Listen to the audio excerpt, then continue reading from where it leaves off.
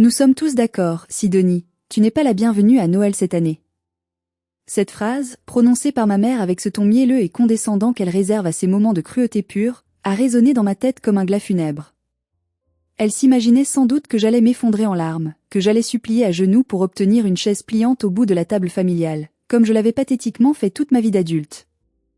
Mais elle avait oublié un détail fondamental, une variable qu'elle avait négligée dans son équation narcissique. C'était moi qui tenais le stylo. C'était moi qui signais les chèques. Alors, contrairement à ses attentes, je n'ai pas pleuré. J'ai simplement repris ma donation de 10 000 €, j'ai annulé leur voyage de luxe aux Seychelles, j'ai bloqué tous les accès aux comptes bancaires et j'ai coupé les vivres.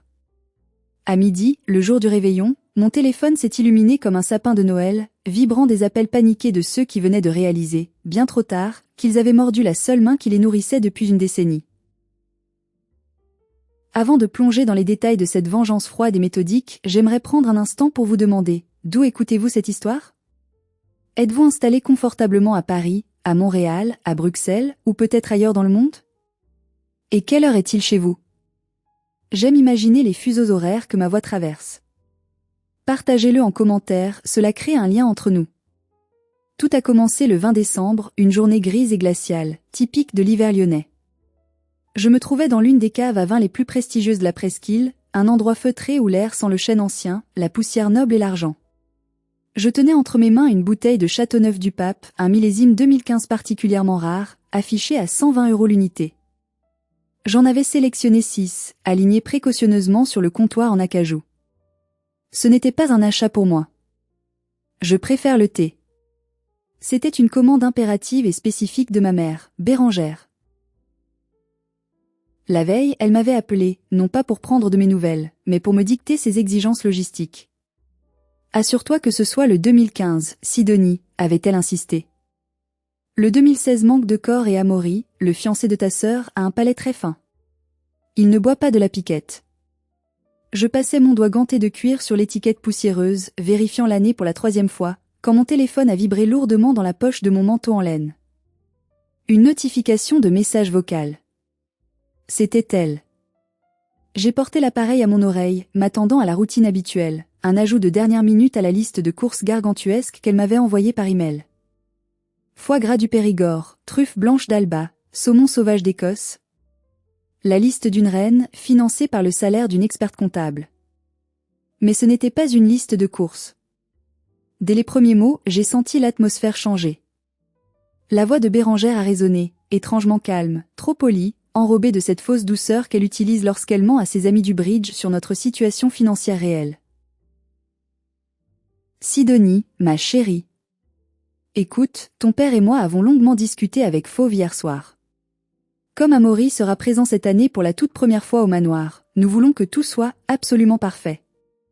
Tu sais comment tu es, avec ton obsession maladive pour les chiffres, tes remarques incessantes sur le prix des choses et ton air sérieux. Ça crée une ambiance lourde, tu comprends ? Fauve est très stressée, elle veut que ce Noël soit féerique, léger. Alors, nous avons tous décidé, nous sommes d'accord pour dire que tu ne devrais pas venir à Annecy cette année. Tu seras mieux à Lyon, au calme, dans ton appartement. On se verra après les fêtes pour l'échange des cadeaux, promis. Bisous. Le message s'est terminé par un clic sec, définitif. Je suis resté immobile au milieu de la cave, pétrifié. Autour de moi, des clients discutaient joyeusement de leur menu de réveillon, riant, s'interpellant. Moi, je sentais un froid polaire m'envahir, bien plus intense que la température contrôlée de la cave. Un vide sidéral venait de s'ouvrir dans ma poitrine, aspirant tout l'oxygène. Nous avons tous décidé. Cette phrase tournait en boucle, me donnant le vertige. Ils avaient tenu une réunion. Un conseil de famille. Ils avaient voté. Et le verdict était l'exil. L'unanimité contre moi. Je n'étais pas surprise, pas vraiment. Au fond, je m'y attendais. Dans la grande pièce de théâtre qu'était la vie de la famille de Valois, j'avais toujours été cantonnée au rôle de l'accessoiriste, celle qui reste dans l'ombre, en coulisses, celle qui s'assure que les projecteurs fonctionnent et que les acteurs sont payés, mais qui ne monte jamais sur scène pour saluer le public. Ma sœur cadette, Fauve, était l'étoile, la prima donna. La life coach autoproclamée sur Instagram, qui prônait la positivité, l'abondance et la manifestation cosmique tout en étant parfaitement incapable de payer son propre loyer ou de remplir une déclaration d'impôt. Mon père, Hubert, était le spectateur passif, l'homme invisible qui hochait la tête à tout ce que disait ma mère pour acheter sa tranquillité. Et ma mère, Bérangère, elle était la metteur en scène tyrannique, obsédée par l'apparence, par le statut social, par cette idée ridicule et obsolète que nous étions une famille aristocratique, alors que nous étions fauchés et ruinés depuis des années. J'ai regardé la bouteille de vin dans ma main. 120 €. Multiplié par 6. 720 € de vin rouge. Pour une fête où je n'étais pas la bienvenue. Pour abreuver des gosiers qui venaient de voter mon exclusion. Le sommelier s'est approché de moi avec un sourire professionnel, brisant ma transe.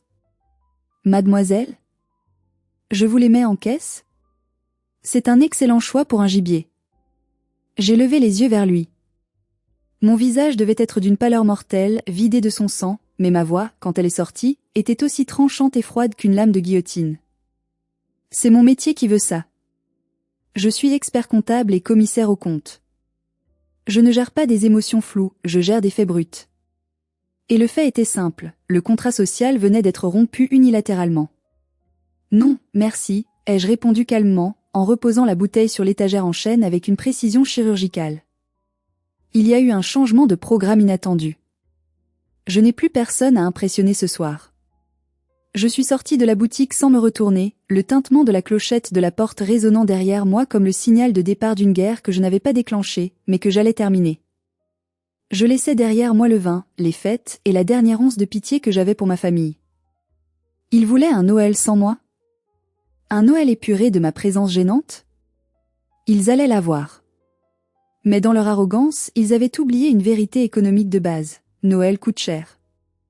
Et la banque, c'était moi. Je suis montée dans ma voiture, une berline allemande fiable mais modeste, garée le long des quais du Rhône où le vent s'engouffrait avec violence.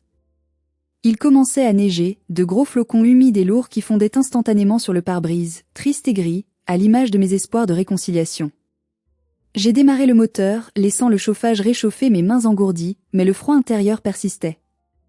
Je n'ai pas pleuré. Les larmes ne remboursent pas les dettes.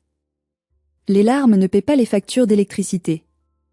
Les larmes sont une devise que ma famille n'accepte pas. Rentré chez moi, dans mon appartement silencieux, immaculé et moderne du 6e arrondissement, j'ai fait ce que je fais de mieux lorsque le chaos menace mon équilibre. J'ai préparé une théière de Earl Grey, je me suis installée à mon bureau en verre, et j'ai ouvert mon ordinateur portable. Pas pour aller sur Facebook ou pour regarder des photos de familles nostalgiques qui ne feraient qu'aviver la douleur. Non. J'ai ouvert Excel. J'ai un fichier spécifique, protégé par un mot de passe complexe, nommé ironiquement dette morale. C'est là que je consignais tout. Chaque centime. Chaque virement. Chaque sauvetage in extremis. Chaque fois que j'avais sorti mon chéquier pour éviter le naufrage du Titanic familial. Depuis 10 ans, depuis que les investissements hasardeux et mégalomanes de mon père avaient failli nous coûter la maison familiale d'Annecy, j'étais devenu le pilier financier invisible de ce château de cartes. J'avais 22 ans à l'époque, je finissais mes études brillantes, et j'avais contracté mon tout premier prêt étudiant non pas pour financer une année de césure à l'étranger, mais pour payer les arriérés de la taxe foncière de mes parents qui menaçaient d'être saisis. J'ai fait défiler les colonnes du fichier. Les chiffres s'alignaient, froids, brutaux, accusateurs. Chaque ligne racontait une histoire d'humiliation et de sacrifice. Ligne 45, juillet 2021. Sauvetage de la boutique éphémère de Fauve. 15 000 €. Elle avait voulu lancer une marque de vêtements éthiques et responsables, un projet vaniteux qui consistait en réalité à revendre des t-shirts importés à prix d'or avec une nouvelle étiquette. Elle avait flambé le capital en soirée de lancement et en influenceur. Quand les fournisseurs ont menacé de porter plainte pour impayés, c'est moi qui ai réglé la note en silence. Fauve avait ensuite déclaré à tout le monde lors du repas dominical qu'elle avait réussi à négocier grâce à son charisme naturel. J'avais baissé les yeux sur mon assiette. J'avais payé. Ligne 68, novembre 2023. Assurance vie et mutuelle santé hors de papa. 4 800 € par an. Hubert a des problèmes cardiaques, c'est un fait, mais il refuse catégoriquement de se soigner dans le système public qu'il juge dégradant. Il veut la clinique privée, celle avec les chambres individuelles, les menus gastronomiques et la vue imprenable sur le lac d'Annecy. Qui paie les dépassements d'honoraires exorbitants que la sécurité sociale ne couvre pas? Sidonie. Toujours Sidonie. Ligne 72, décembre 2024. Le prêt immobilier de la maison d'Annecy. 1850 € par mois. C'était le point le plus douloureux, la plaie béante de ma comptabilité personnelle. La maison. Ce vieux manoir en pierre que ma mère appelait pompeusement le domaine, comme si nous étions des comtes de l'Ancien Régime. Officiellement, aux yeux des voisins envieux et de la bonne société d'Annecy, c'était la demeure ancestrale de Bérengère et Hubert de Valois. Mais juridiquement? J'ai cliqué sur l'onglet intitulé SCI les chaînes. Pour sauver la maison de la saisie bancaire il y a 5 ans, j'avais monté une société civile immobilière. J'avais racheté les parts avec mes économies et un prêt personnel sur 20 ans. J'étais la gérante majoritaire à 90%. Mes parents n'étaient plus propriétaires de rien. Ils étaient, techniquement et légalement, des occupants à titre gratuit. Ils avaient l'usufruit, la jouissance des lieux, tant qu'ils payaient les charges courantes. C'était l'accord tacite et écrit. Mais ils ne payaient rien. Absolument rien. Ni l'électricité, ni le chauffage au fioul, ni l'eau, ni même le jardinier qui venait tailler les haies pour que la façade reste présentable. Je payais tout. Pourquoi? La question me hantait alors que je regardais le total en bas de la feuille de calcul, un chiffre qui me donnait la nausée. Total des dépenses sur 5 ans, 268 450 €. Plus d'1/4 de million d'euros. C'était le prix de mon silence. C'était le prix exorbitant que je payais pour acheter leur amour, ou du moins, leur tolérance. J'avais cru, naïvement, bêtement, comme une enfant qui cherche l'approbation de ses dieux, que si je résolvais tous leurs problèmes matériels, ils finiraient par me voir. Qu'ils finiraient par dire « Merci Sidonie, nous sommes fiers de toi, tu nous as sauvés ». Mais non. Pour eux, l'argent que je gagnais à la sueur de mon front, en passant mes nuits et mes week-ends à auditer des bilans comptables complexes, n'était pas un cadeau. C'était un dû. J'étais la fille aînée, la sérieuse, la laborieuse, celle qui n'avait pas le charme solaire de Fauve ni l'élégance innée de maman. Mon rôle dans cette famille était utilitaire, je devais servir. J'étais l'infrastructure invisible de leur vie de rêve. J'ai repensé au message vocal, chaque mot gravé dans ma mémoire auditive. Tu sais comment tu es, avec ton obsession pour les chiffres. Une obsession? Non, maman. C'est de la survie. C'est la seule chose qui nous sépare de la rue. Mon regard s'est posé sur la toute dernière ligne, celle que j'avais ajoutée la semaine dernière, encore en attente de validation bancaire définitive. Donation pour l'apport de la voiture de Fauve, 10 000 €. Virement effectué le 18 décembre. Fauve voulait une nouvelle voiture, une petite décapotable italienne, pour impressionner la famille d'Amaury et prouver son statut. J'avais hésité, j'avais tenté de raisonner, puis j'avais cédé, comme toujours, après une crise de larmes manipulatrice de ma mère au téléphone me disant que je brisais les rêves de ma sœur et que j'étais égoïste. 10 000 €. Pour une sœur qui venait de voter mon exclusion de Noël. J'ai senti quelque chose se briser en moi, un bruit sec comme une branche morte sous le poids de la neige. Ce n'était pas mon cœur. C'était cette chaîne invisible, faite de culpabilité toxique et de devoirs filial mal placés, qui m'étranglait depuis ma naissance. Elle venait de casser net. J'ai fermé les yeux, pris une grande inspiration qui a rempli mes poumons d'air libre, et quand je les ai rouverts, je n'étais plus la fille blessée qui attendait des miettes d'affection. J'étais l'expert comptable.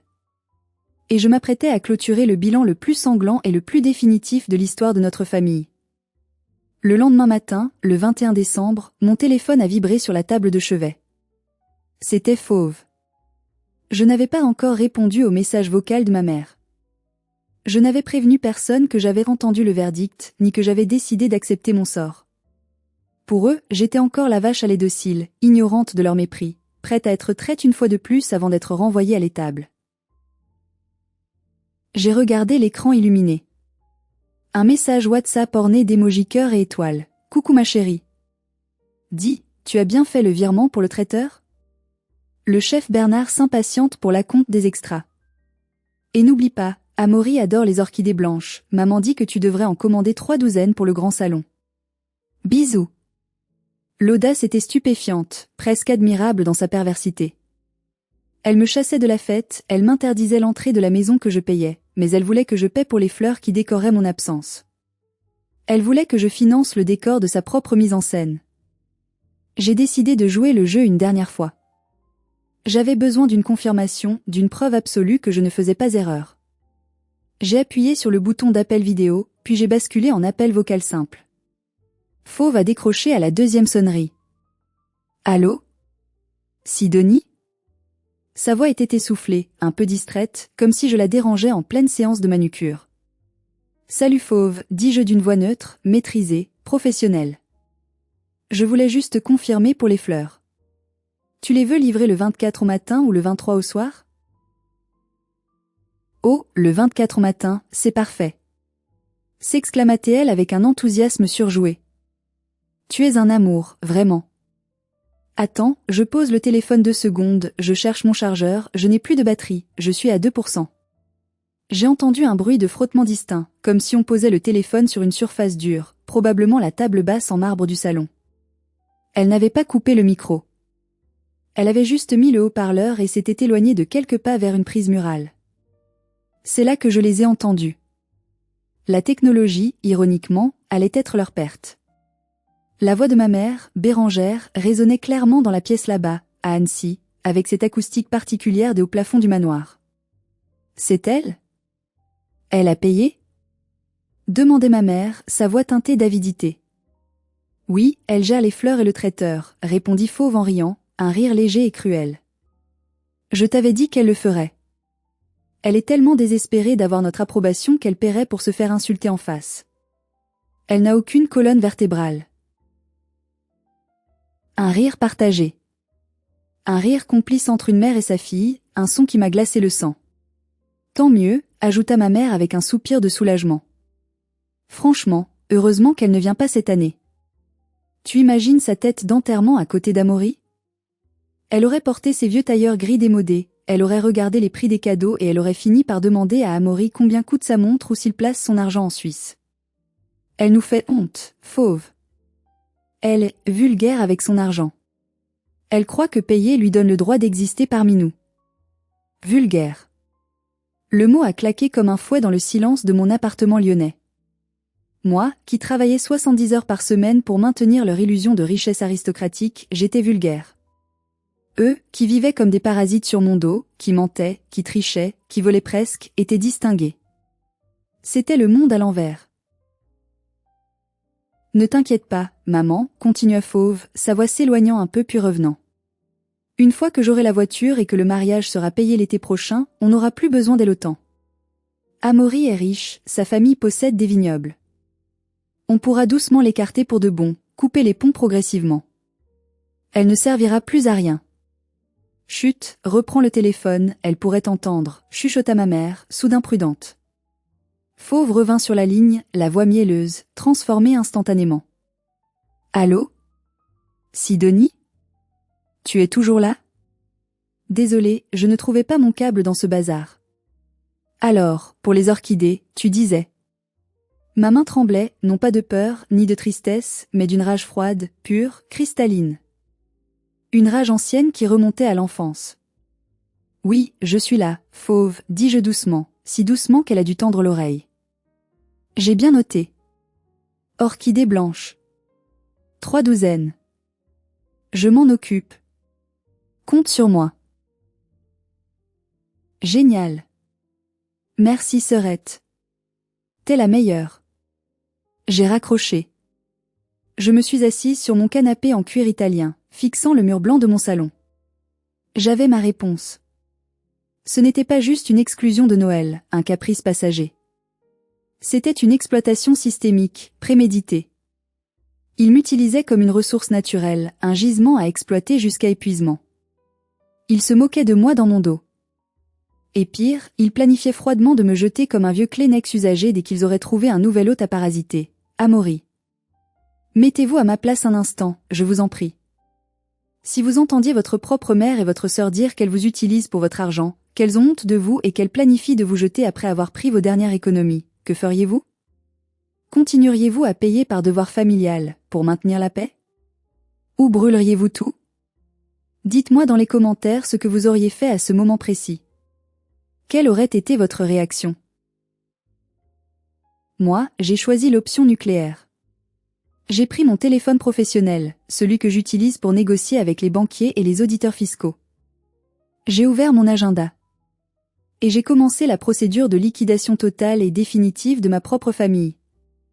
Il était 10 heures du matin. J'avais 48 heures avant le réveillon. C'était largement suffisant pour un expert comptable déterminé et compétent. Ma première cible fut la banque.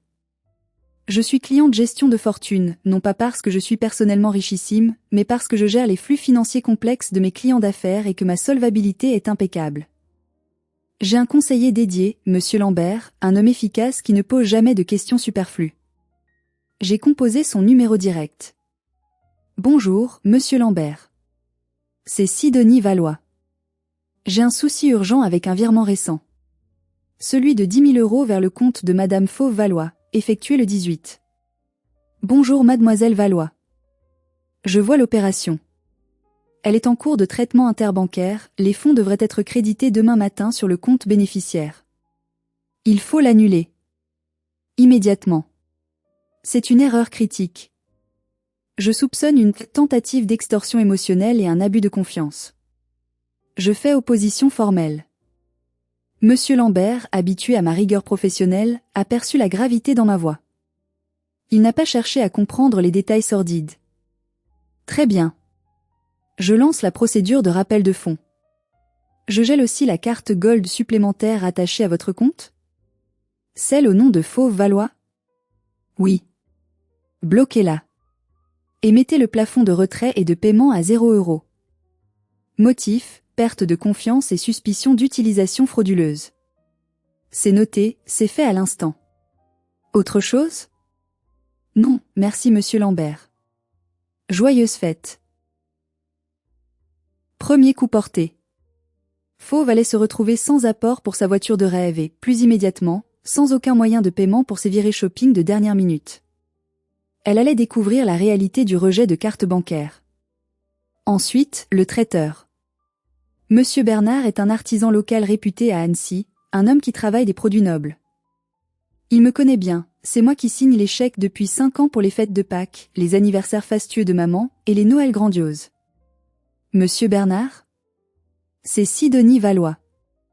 Je suis navré, mais nous devons annuler intégralement la commande pour le réveillon du 24. Un silence stupéfait, lourd, à l'autre bout du fil. Mais... Mademoiselle Sidonie, c'est après-demain. Les homards bleus sont commandés, le foie gras est déjà en terrine. Tout est prêt. Je sais, Monsieur Bernard. Gardez la compte de 30% que j'ai versé la semaine dernière. C'est pour dédommager vos frais et la perte de matières premières. Mais ne livrez rien. N'y allez pas. La fête est annulée. Annulée? Mais votre mère m'a appelé ce matin même pour ajouter du caviar au siètre. Elle semblait ravie. Ma mère n'a pas le chéquier, Monsieur Bernard. C'est moi qui paie. Et je dis, on annule. Si vous livrez quoi que ce soit, je ne réglerai pas le solde de la facture. C'est clair? Je ne paierai pas. Il soupira bruyamment. Il savait pertinemment que ma mère était insolvable et que mon père ne signait jamais rien. Très bien, mademoiselle. Quel gâchis. Je suis désolé pour vous. Oui, murmurai-je en regardant la neige tomber par la fenêtre. C'est un immense gâchis. Troisième étape, les vacances de rêve. Le séjour luxe et volupté aux Seychelles pour mes parents, le cadeau de Nouvel An que j'avais réservé il y a 2 mois pour leur offrir une pause au soleil. 8 500 €, vol en classe affaires inclus. J'ai cliqué sur le bouton Annuler la réservation sur le site de l'agence de voyage. Les conditions étaient strictes, je ne récupérais que 50% de la somme. 4 250 € perdus, évaporés. J'ai souri. C'était le prix de leur déception. Voir leur visage quand ils arriveraient à l'aéroport avec leur valise Louis Vuitton et qu'on leur dirait billet invalide au comptoir d'enregistrement valait bien 4 000 €. C'était un investissement nécessaire dans ma santé mentale et ma reconstruction. Enfin, j'ai ouvert le dossier le plus lourd, le plus complexe. Celui de la SCI Les Chênes. J'ai rédigé un email. Pas un email familial, pas une lettre de fille à ses parents. Un courrier juridique formel, froid, incontestable. Destinataire, Hubert Valois, Bérangère Valois. Objet, mise en demeure, loyer impayé et résiliation du commodat d'occupation. Monsieur, Madame. En tant que gérante majoritaire de la SCI propriétaire du bien immobilier situé au 12 chemin des Alpages, je vous notifie par la présente la fin de l'occupation à titre gratuit du logement, effective immédiatement, en raison du non-respect répété des clauses d'entretien et du manque de respect manifeste envers le bailleur. Un loyer mensuel de 3 500 € sera désormais exigible à compter du 1er janvier pour toute occupation maintenue. De plus, une inspection complète des lieux sera menée par huissier de justice pour constater l'état du mobilier et des installations, propriété exclusive de la SCI. J'ai programmé l'envoi de cet email pour le 24 décembre à 12 heures précises. Juste à l'heure où il serait en train de paniquer pour le traiteur absent. Le timing devait être parfait. Je me suis adossé à mon fauteuil ergonomique. Mes mains ne tremblaient plus. J'étais calme. J'étais l'œil du cyclone. Il voulait jouer aux aristocrates au-dessus des lois ? Très bien. Je venais de leur rappeler la règle d'or de l'aristocratie foncière, celui qui détient la terre détient le pouvoir. Et la terre, c'était moi. Mais je ne pouvais pas m'arrêter là. L'annulation des luxes n'était pas suffisante. Ils devaient sentir mon absence dans leur chair. Littéralement. Le coup de grâce devait être physique, environnemental. La maison d'Annecy est une vieille bâtisse en pierre du 19e siècle. Elle est magnifique en été, avec ses volets bleus et son lierre grimpant, mais c'est un véritable gouffre thermique en hiver. L'isolation est d'époque, c'est-à-dire inexistante. Le chauffage est électrique, un système moderne que j'avais fait installer à grands frais, complété par une immense cheminée en pierre dans le salon que mon père n'allume jamais car le bois est trop salissant et trop cher à faire livrer. Il compte entièrement, à 100%, sur les radiateurs haute performance dont je paie les factures astronomiques chaque mois sans broncher. Je me suis connecté à mon espace client EDF, le fournisseur d'électricité historique. Identifiant, Sidonie Valois. Le contrat était à mon nom. Tout était à mon nom. Internet, l'eau, le gaz, l'assurance habitation. Pourquoi ? Parce que mes parents sont fichés à la Banque de France pour des incidents de paiement datant de 10 ans. Ils sont interdits bancaires partiels. Ils ne peuvent ouvrir aucun contrat de service sans un garant solide ou une caution solidaire. J'étais ce garant. J'ai cliqué sur l'onglet Déménagement en résiliation. Adresse du point de livraison, 12 chemin des Alpages, Annecy. Date de coupure souhaitée, 24 décembre. Le système m'a demandé une confirmation. J'ai regardé l'écran. J'ai pensé à la voix de ma mère disant que j'étais vulgaire. J'ai pensé à faux riant de ma naïveté. Heure de coupure. Le système indiquait que les compteurs intelligents Linky pouvaient être coupés à distance en fin de journée, généralement vers 18 h, lors de la bascule des réseaux. C'était parfait. Juste au moment où la nuit tombe et où le froid des montagnes descend dans la vallée. J'ai validé. Votre demande de résiliation a bien été prise en compte. La fourniture d'énergie cessera le 24/12e. J'ai fait de même pour la box internet fibre optique. Plus de Netflix. Plus de Wi-Fi pour les stories Instagram de Fauve. Plus de musique d'ambiance en streaming sur les enceintes connectées. Plus de liens avec le monde extérieur. Ils allaient se retrouver isolés dans leur tour d'ivoire. J'ai consulté la météo sur mon téléphone. Annecy, prévision pour le 24 décembre. Neige abondante. Température ressentie, -6 degrés. J'imaginais la scène. La grande salle à manger, décorée avec mes orchidées, si par miracle Fauve en trouvait d'autres, plongeant soudainement dans le noir total et le silence absolu. Le froid des Alpes s'infiltrant insidieusement sous les portes, traversant les murs de pierre, glaçant les os de ceux qui m'avaient rejeté. C'était cruel ? Peut-être. Certains diront que c'était inhumain. Mais était-ce plus cruel que de traiter sa propre fille, celle qui vous nourrit, de vulgaire après avoir dépensé son argent ? Était-ce plus cruel que d'inviter le fiancé riche de sa sœur tout en bannissant celle qui payait le toit au-dessus de leur tête pour cacher la source honteuse de leur confort ? J'ai passé le reste de la journée du 22 et du 23 décembre dans un calme absolu, presque monacal. Je suis allé au spa dans le Vieux-Lyon. Je me suis fait masser pendant 2 heures. J'ai mangé dans mon restaurant préféré, seul, avec un bon livre. J'ai savouré chaque bouchée, chaque minute de paix. Pendant ce temps, je voyais les notifications Instagram de Fauve apparaître sur mon écran verrouillé, je ne les ouvrais pas pour ne pas lui donner la satisfaction d'une vue. Une photo de la table dressée avec l'argenterie, que j'avais rachetée chez un antiquaire, préparatif de dernière minute. Tellement hâte d'accueillir Amaury dans notre maison de famille. #Holmony, #FamilyTime, #Blessed. Notre maison. Blessed. Béni. J'ai souri en buvant mon thé vert japonais. Profite bien, petite sœur. Profite de la lumière et de la chaleur tant qu'elle dure. Car l'hiver arrive, le vrai, et cette fois, je ne serai pas là pour jeter des bûches dans le feu ni pour régler le thermostat. Tu vas découvrir ce que signifie vraiment le mot froid. Le soir du 23, ma tante Isolde m'a appelée. Isolde est la sœur aînée de ma mère, mais elles sont comme le jour et la nuit, l'eau et le feu.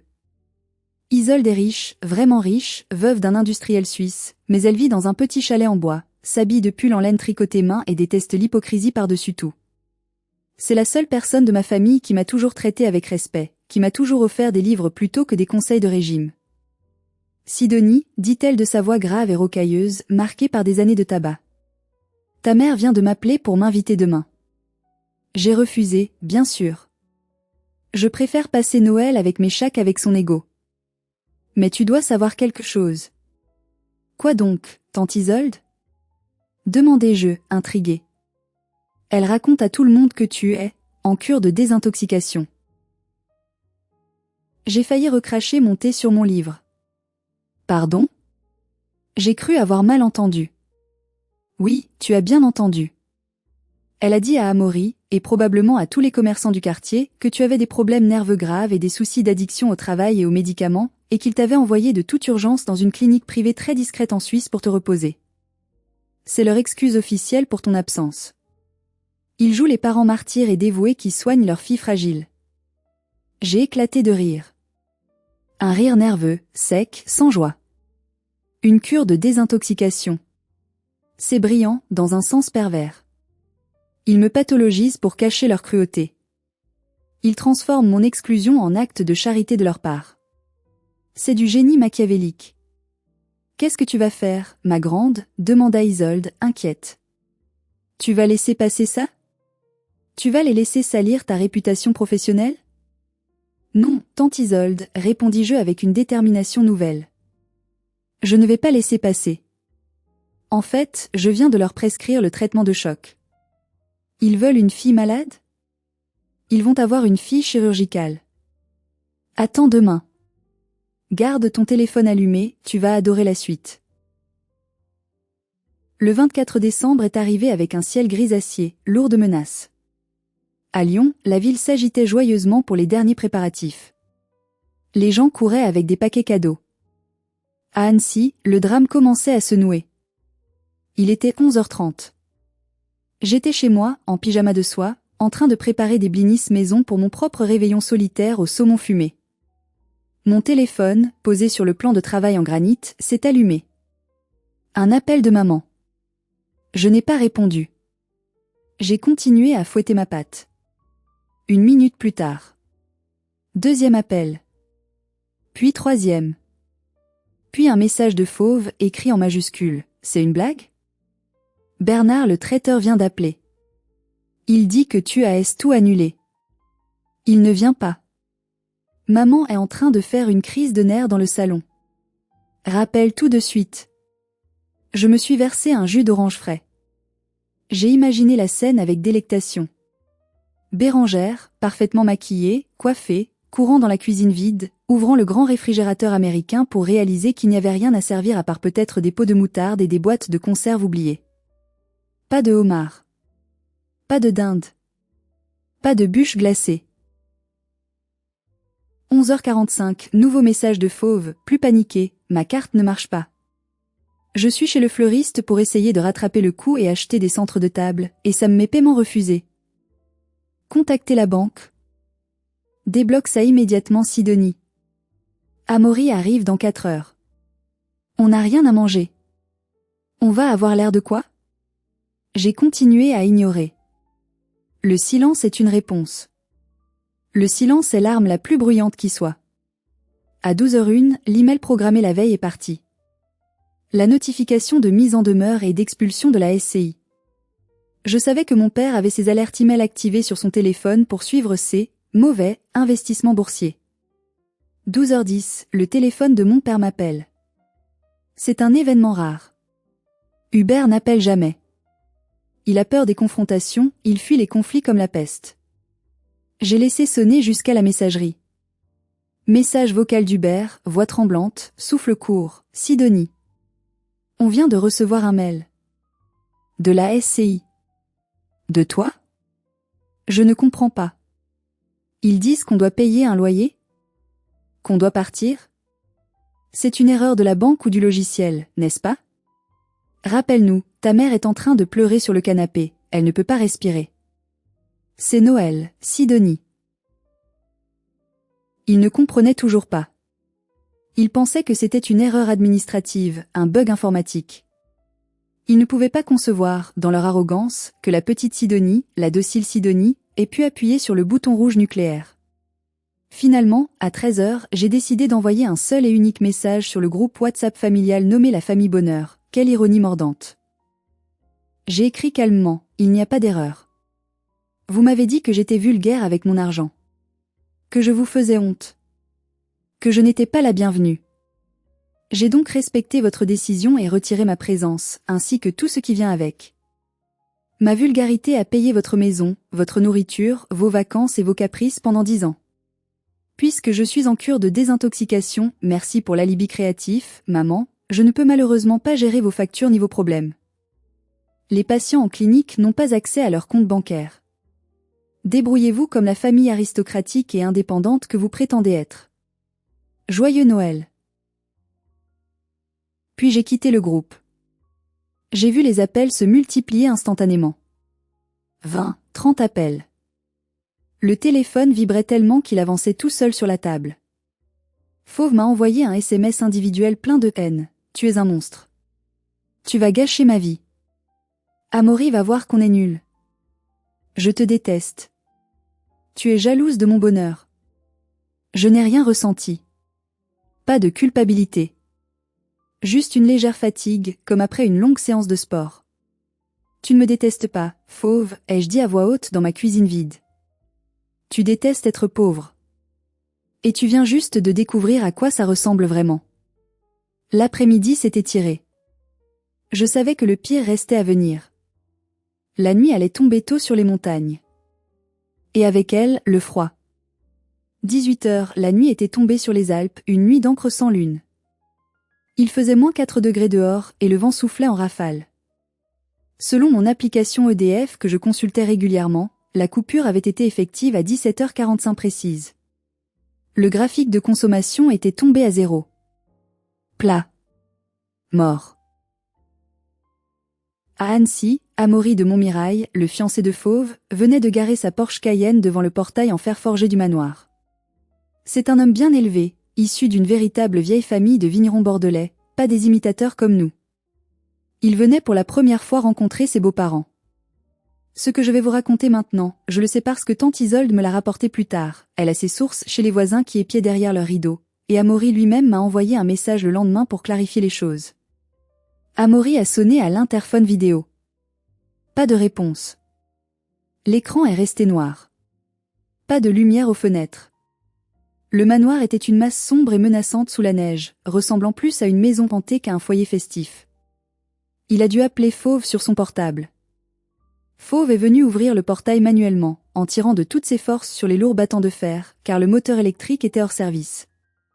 Elle était en pleurs, son maquillage coulait, éclairé par la lampe torche crue de son iPhone. Elle portait déjà son manteau de fourrure à l'intérieur de la propriété.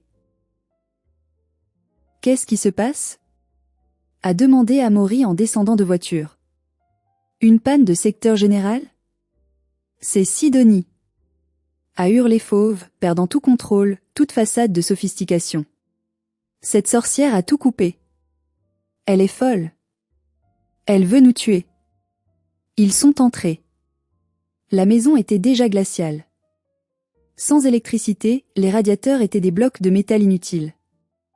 mon père, Hubert, essayait désespérément d'allumer un feu dans la cheminée avec des vieux journaux et des cartons d'emballage, mais le bois stocké dans la remise était humide et pourri par des années de négligence. Une fumée âcre et noire refoulait dans le salon, faisant tousser tout le monde, piquant les yeux. Il n'y avait pas de traiteur. Pas de foie gras. Pas de dinde. Sur la table Louis XVI, il y avait des assiettes en carton, la vaisselle était sale dans le lave-vaisselle qui ne pouvait plus tourner, et de la charcuterie sous vide achetée à la hâte à la station-service du coin, car les supermarchés étaient fermés à 7 heures. Des tranches de jambon industriel rose fluo et des chips molles, éclairées par la lueur vacillante de quelques bougies IKEA parfumées à la vanille chimique. C'était pathétique. C'était sordide. C'était la réalité nue de ma famille sans mon argent pour la draper de soie. À 19 heures, mon téléphone a sonné. Un numéro que je ne connaissais pas. Un 06 commençant par les chiffres de la région bordelaise. J'ai su. J'ai décroché, calme, posé.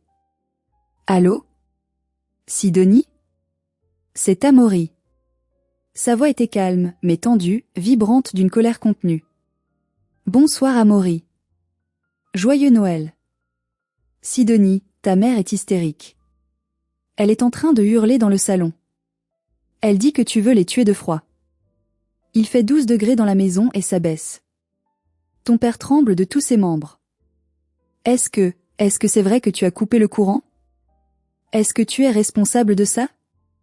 J'ai pris une gorgée de mon vin, un excellent Bourgogne que je m'étais offert. J'ai pris une profonde inspiration. C'était le moment. Amaury, mets-moi sur haut-parleur, s'il te plaît. Je veux que tout le monde entende. Je ne me répéterai pas. Il y a eu un silence, une hésitation, puis un bruit de manipulation.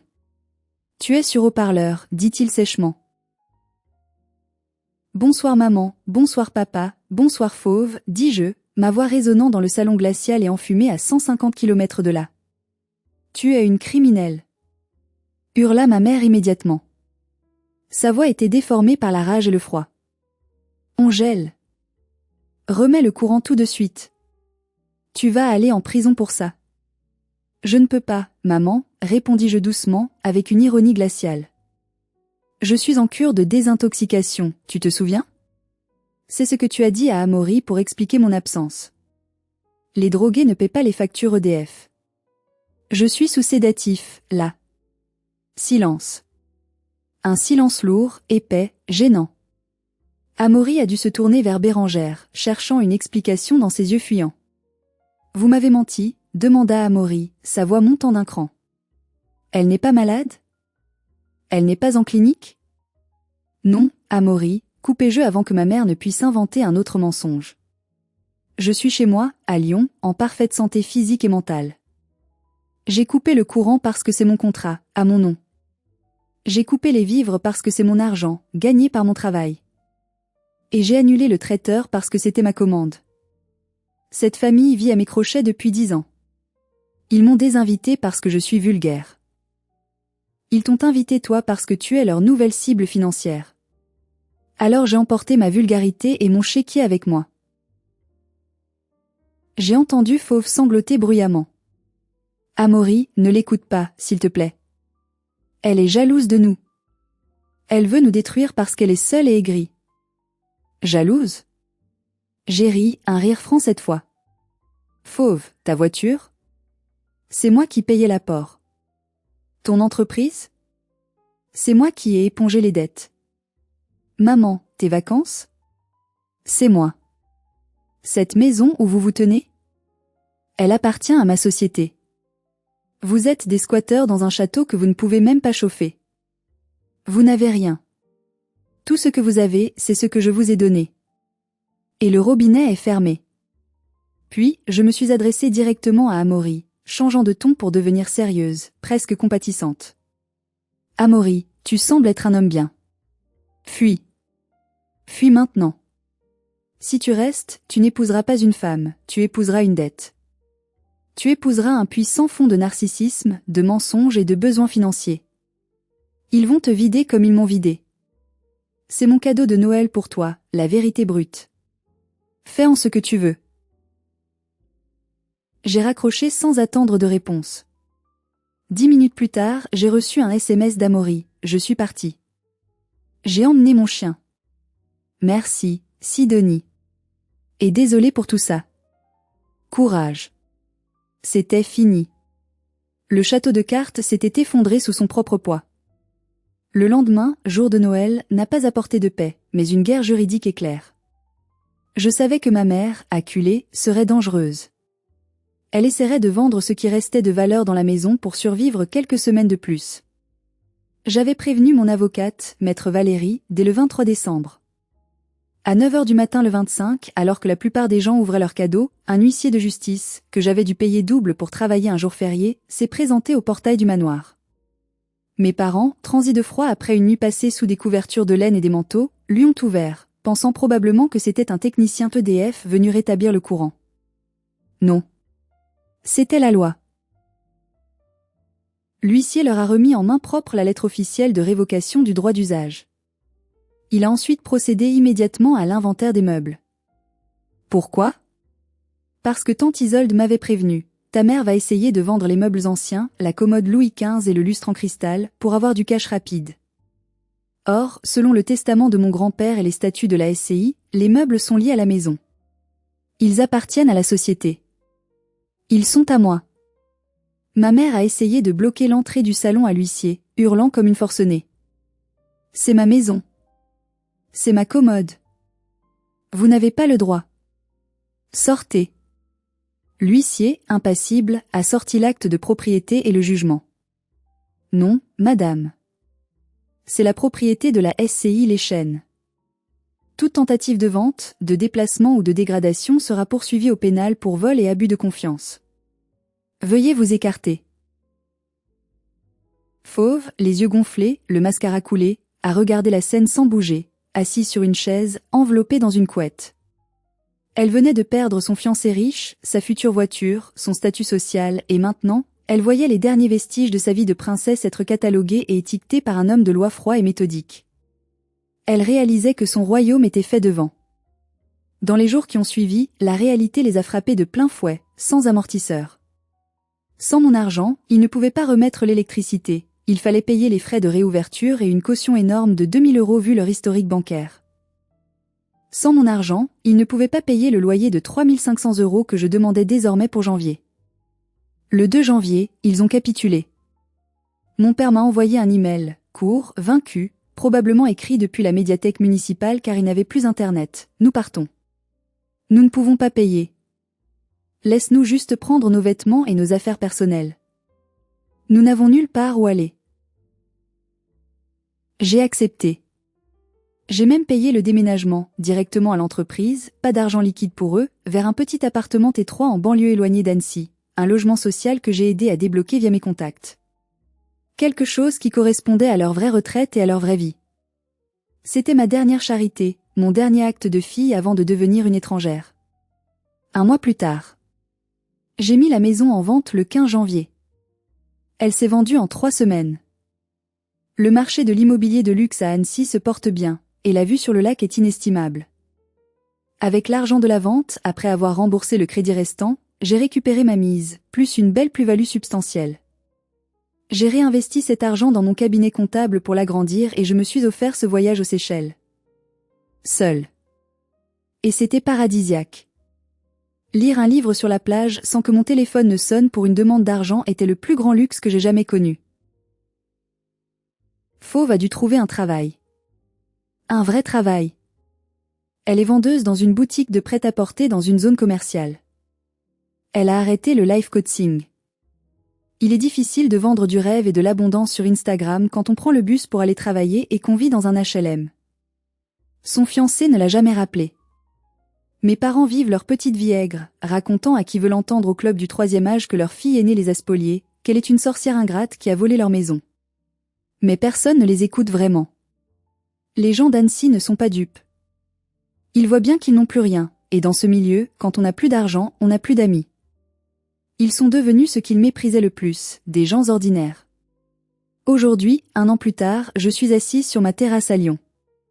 Le soleil brille. J'ai reçu une lettre ce matin. Une enveloppe bon marché, l'écriture tremblante de mon père. Je ne l'ai pas ouverte. Je sais ce qu'il y a dedans. Des excuses larmoyantes? Peut-être. Une demande d'argent déguisée en vœu d'anniversaire? Probablement. Ils doivent avoir des dettes de chauffage. J'ai déchiré l'enveloppe en deux, puis en quatre, sans la lire. J'ai jeté les morceaux dans la poubelle de recyclage jaune. Le papier, ça se recycle. Les relations toxiques, non. J'ai appris une leçon précieuse ce Noël-là, une leçon que je n'oublierai jamais. On nous dit souvent que la famille est sacrée, que le sang est plus épais que l'eau. C'est faux. C'est un mensonge qu'on nous vend pour nous garder dociles. Le respect est sacré. L'amour réciproque est sacré. Mais le sang? Le sang, c'est juste de la biologie. C'est du hasard génétique. Et parfois, pour sauver le corps entier, il faut couper le membre gangrené avant que l'infection ne tue l'hôte. Je ne suis plus la fille chéquier. Je ne suis plus l'invisible. Je ne suis plus la vulgaire. Je suis Sidonie. Je suis libre. Je suis en paix. Et croyez-moi, la liberté a un goût bien meilleur, bien plus doux et bien plus enivrant que le meilleur foie gras payé pour des gens qui vous méprisent. Et vous? Avez-vous déjà dû couper les ponts radicalement avec un membre de votre famille pour vous sauver vous-même? Avez-vous déjà été celui ou celle qui donne tout sans jamais rien recevoir en retour, sauf du mépris? Si cette histoire vous a touché, si elle a résonné en vous, ou si elle vous a donné le courage de dire non à ceux qui vous exploitent, s'il vous plaît, mettez un j'aime sur cette vidéo et abonnez-vous à la chaîne pour d'autres histoires de justice. Partagez votre propre histoire de vengeance ou de libération dans les commentaires. Je lis tout, absolument tout, et je promets de ne jamais vous juger. Prenez soin de vous, protégez votre cœur et votre portefeuille et rappelez-vous toujours, votre valeur ne se mesure pas à ce que vous donnez aux autres mais à ce que vous gardez pour vous-même. À bientôt.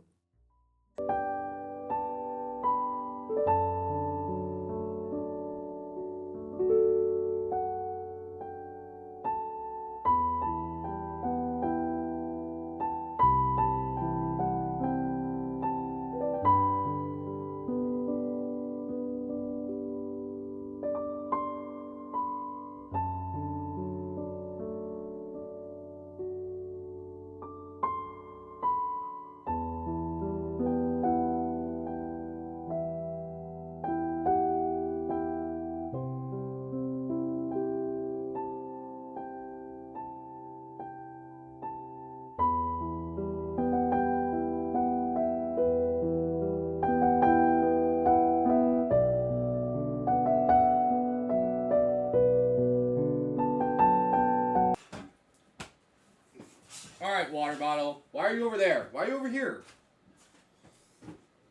Oh no. It was open, chat. Fuck.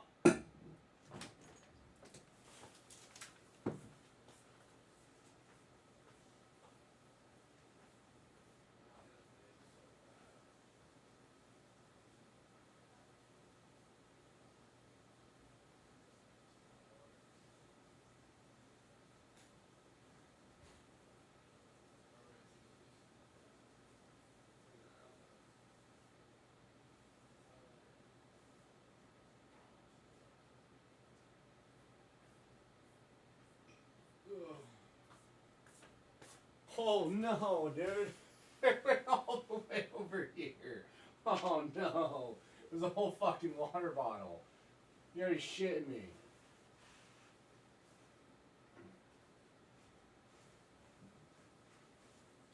Ooh.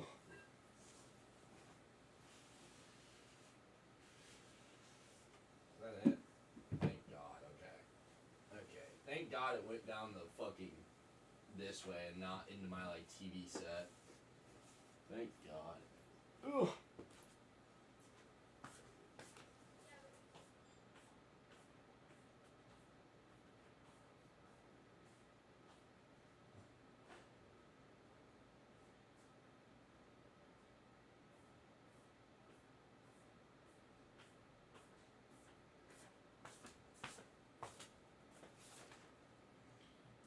Oh man, good old P.O. Box chaos. Where the fuck's my phone? Whoever said W water ball, that's a 600 on your ass.